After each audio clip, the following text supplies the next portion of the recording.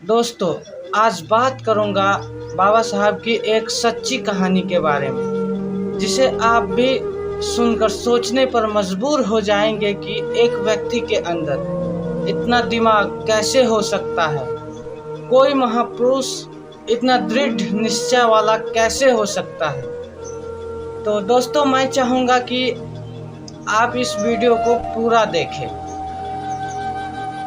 बाबा साहब जब पहली बार बैरिस्टर बनकर भारत वापस लौटे और कोर्ट के अंदर कदम रखा, तो कोर्ट में जितने भी सारे वकील थे, सबने बाबा साहब को देखकर पहचान लिया कि वो वही है जो महार जाति का आदमी है और आज काला कोट पहनकर हमारे कचहरी के अंदर आ गया है, हमारे कोर्ट के अंदर आ गया है। तभी बाबा साहब कोर्ट के अंदर जाकर ढिया ढूंढने लगे। सभी वकील के पास अपने अपने ढिया होते थे। बाबा साहब ने भी ढूंढने लगे। कोई ढिया नहीं ढूंढने पर एक वकील ने उन्हें अपमानजनक शब्द कोसते हुए बोला, अबे ओ बैरिस्टर, तुम तो बहुत पढ़े लिखे हो, तुम्हें क्या ज़रूरत है कोर्ट के अंदर बैठने के। तुम तो बहुत विद्वान हो, तुम बाहर भी कहीं बैठ जाओगे तो तुम्हारा दुकान चल जाएगा। तो बाबा साहब ने उनकी बातों को बुरा नहीं माना और मुस्कुराते हुए बोला, तुमने ठीक ही कहा। तो बाबा साहब ने कोर्ट के बाहर ही साफ सफाई किया और वहां अपना ढिया जमा दिया। छोटे मोटे केस आते रहते थे और उनसे बाबा साहब की रोजी रोटी चलती रहती थी। एक दिन ऐसा हुआ कि बाबा साहब के पास एक सेठ और सेठानी आया। वो सेठ और सेठानी को एकलौता लड़का था जिसे फांसी की सजा अदालत ने सुनाई थी। तो सेठ और सेठानी बाबा साहब के पास आया और बोला, बाबा साहब, हमारे लड़के को फांसी की सज़ा अदालत ने सुनाई है और आप हमारे लड़के को बचा लीजिए, कृपा करके हमारे लड़के को बचा लीजिए। तो बाबा साहब ने बोला, सेठ, पहले आप ये बताओ कि आपने इस लड़के की फाइल कितने वकीलों को दिखाया। तो सेठ ने बोला, हे बाबा साहब, मुंबई में मैं ऐसा कोई भी वकील नहीं छोड़ा हूँ मैं जिसके घर नहीं गया हूँ, और इस फाइल पे मैंने बहुत सारे पैसे भी खर्च कर चुके हैं और सारे के सारे वकीलों ने मुझे यही जवाब दिया कि अब तुम्हारा बच्चा नहीं बचेगा और ये मेरा एकलौता बेटा है।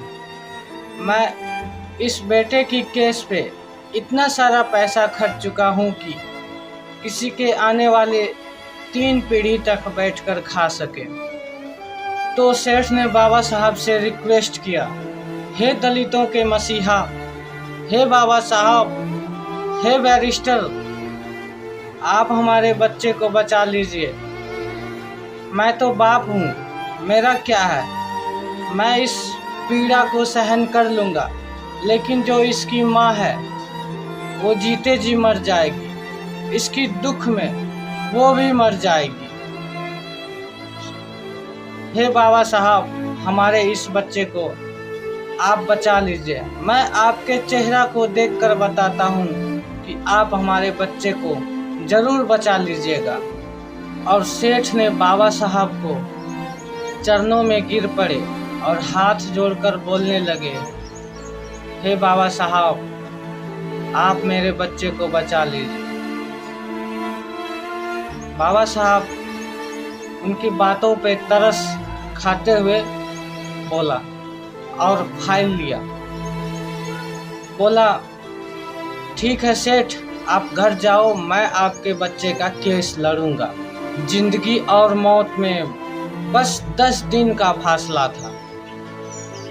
कोर्ट लगी, कचहरी लगा, दोनों पक्षों के वकील आए। कोर्ट के अंदर जज साहब बैठे थे। तभी जज साहब ने बोले, अंबेडकर, तुम कुछ दलीलें देना चाहते हो? तो बाबा साहब भीमराव अंबेडकर ने बोला, नहीं जज साहब, आप अपना फैसला सुनाइए, आप अपने फैसला को अंजाम दीजिए। तो सेठ को मन में दुख हो गया और मन ही मन रोने लगा कि अंबेडकर, तुमने मेरे साथ अच्छा नहीं किया। तुम तो बोलते थे मैं तुम्हारे बच्चे को बचा लूँगा। मैंने काफ़ी रिक्वेस्ट किया तो तूने कहा मैं आपके बच्चे का केस लड़ूंगा, लेकिन तुमने तो कुछ दलीलें भी अदालत में पेश नहीं की और मैंने तुम्हारे चेहरे को देखकर ही पहचान गया था कि तूने हमारे बच्चे को बचा लेगा। और मन ही मन सेठ फूट फूट कर रोने लगे। और तभी जज साहब ने उस लड़के को फांसी की सज़ा सुना दी। जब सेठ के लड़के को लेके आया गया, आँख पे पट्टी बांधा गया और गले में फांसी का फंदा लटकाया गया, तभी बाबा साहब ने बोला, बस जज साहब, आपने तो फांसी की सज़ा सुनाई थी, सजाए मौत नहीं। आपने फांसी की सज़ा सुनाई थी और फांसी की सज़ा पूरी हो चुकी है। आपने गले में फंदे लटका दिया, आँख में पट्टी बांध दिया, फांसी की सज़ा हो गई, लेकिन आपने सजाए मौत नहीं दिया था। और ऐसा दिमाग देखकर कचहरी के अंदर बड़े बड़े वकीलों के पसीने छूट गए और वो सारे जो बाबा साहब को नीच समझते थे, महार जाति के समझते थे, सबके पसीने छूट गए और वो भी सोचने पर मजबूर हो गए कि बाबा साहब भीमराव अंबेडकर ने ये ऐसा दिमाग कैसे लगा सकता है, इसके पास ऐसा दिमाग कैसे हो सकता है। ऐसे थे हमारे बाबा साहब भीमराव अंबेडकर, जो दलितों के मसीहा कहे जाते हैं। ऐसे थे हमारे बाबा साहब। उसी दिन से किसी को मौत की सज़ा देनी हो तो अदालत फांसी की करार देते हुए सजाए मौत कहती है, ये नहीं कहता है कि फांसी की सज़ा। पर हमारे बाबा साहब ने उस लड़के को शेर की तरह छुड़ा के ले गया उस माँ के पास, जो माँ कहती थी, जिनके पिता कहते थे कि हमारे बच्चे के बिना उसकी माँ नहीं बच पाएगी, उसकी माँ भी इसकी पीड़ा में ख़त्म हो जाएगी। उस माँ के पास उस लड़के को ले गया और बाबा साहब ने बोला, ये लो तुम्हारा बच्चा। और इस तरह से बाबा साहब ने उस निर्दोष प्राणी की जान बचाई।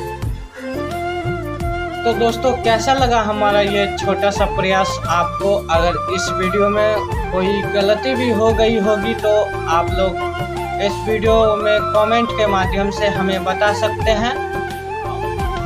और आप अगर हमारे वीडियो पे नए हैं, हमारे चैनल पे नए हैं, तो हमारे चैनल को सब्सक्राइब ज़रूर कर लीजिए और साथ ही बेल आइकन को दबा दीजिएगा, क्योंकि मैं बाबा साहब से के बारे में ऐसे वीडियो डालते रहता हूँ।